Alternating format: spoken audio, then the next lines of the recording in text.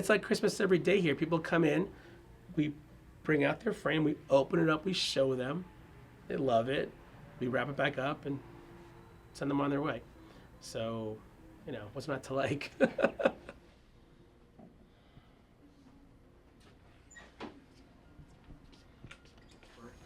And my friend Jason said that his brother was opening up a frame shop in Georgetown, of all places. I didn't know what Georgetown was. And he said he needed help and he would hire me and he'd give me a place to live for the summer. And I was like, I'm in. It just 14 years working for somebody, I had to do something, and I had an opportunity, so I took it. I never actually applied for a job in my life. But I've been doing this since 1989, so it's only been 36 years. It's pretty crazy to think about it. I should be retired by now, Here I've been working, oh God, Harry, how long's it been? 3 years? Oh my God, I think you've been more like 4? 4.5? Yeah, something like that.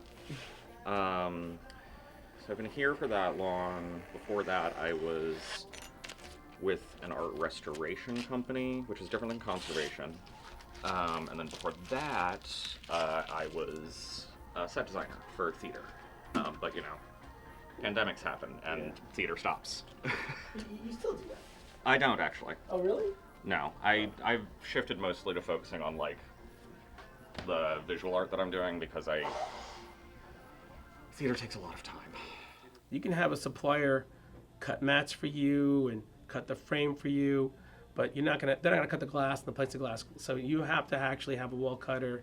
Although I do need to get a new mat cutter because that's gotten a lot of use. Yeah, these blades are what chop the molding, and you could easily cut a finger off in there because you can cut a 2-inch thick piece of oak, so your finger's not as strong as that.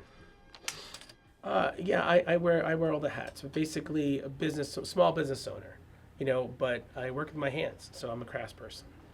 Like, it's a challenge and it's going to be hard, but for some crazy reason I like it, I guess, because it keeps the job interesting, like this flag. And we get instant gratification here.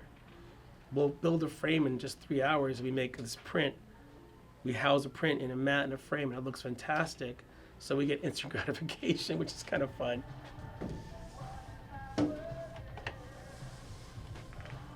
There are people who can become a framer and people who can't. And it's mostly artists and people who work with their hands. Learning how to design is the hardest thing.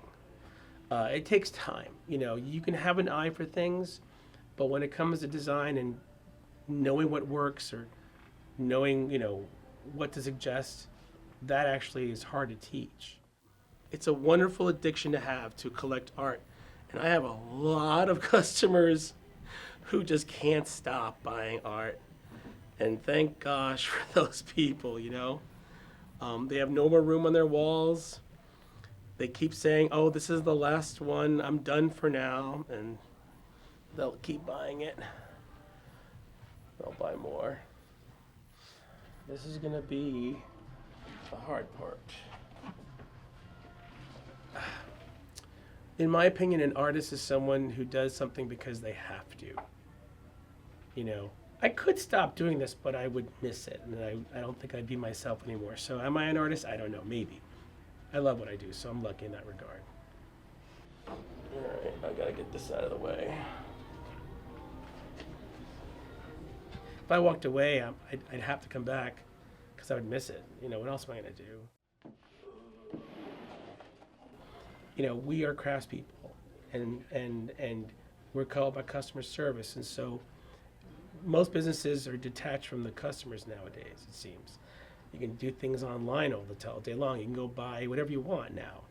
You really can't get a custom frame made online. So what we offer is really an experience, Like if you get something important, you have to come to us to take care of it. Otherwise, you're going to forget about it, put it in a drawer, it'll get destroyed, and that's that, It's a small business where you actually are involved and you interact. You're not detached at all. And so, I think that's kind of rare nowadays. I would like to think that your generation, people your age, are more focused on finding what you want to do. And that's still the truth. It's just finding it. I got lucky. That's the key. Being passionate about what you do.